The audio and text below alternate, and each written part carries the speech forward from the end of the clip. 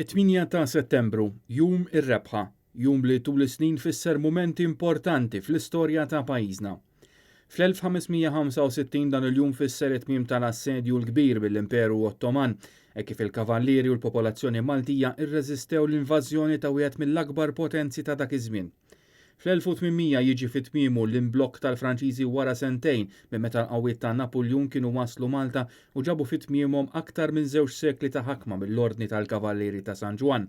U f'dan il-jum fl-1943 l-Italja faxxista iċċedi u effettivament fisser it-tmiem tal-involviment dirett ta' Malta fit-tieni gwerra dinjija.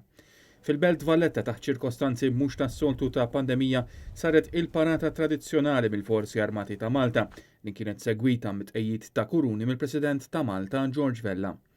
It-8 ta' Settembru jew ukoll il-festa liturġika ta' Twelid ta' Marija.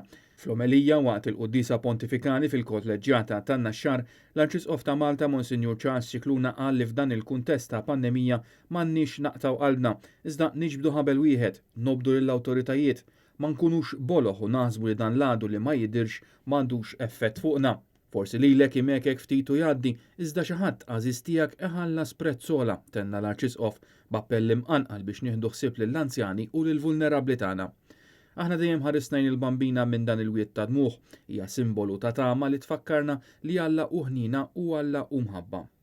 Il-Maltin u l-Awċin iċċelebraw avvenimenti fl-istorja tagħna f'dawn iż-żminijiet, dati ta' ħarsien mill-bambina u dejjem ħarisna lejha bħala omm it-tama u omm il-ħnina, tenna il-kap tal-Knisja f'Malta. Intant l-attivitajiet għalqu bir-regatta tradizzjonali ta' Jum il-Vitorja biex Shield tintrabaħ minn Marsa għall-14 darba filwaqt li Birżebbuġa rebħu kategorija B.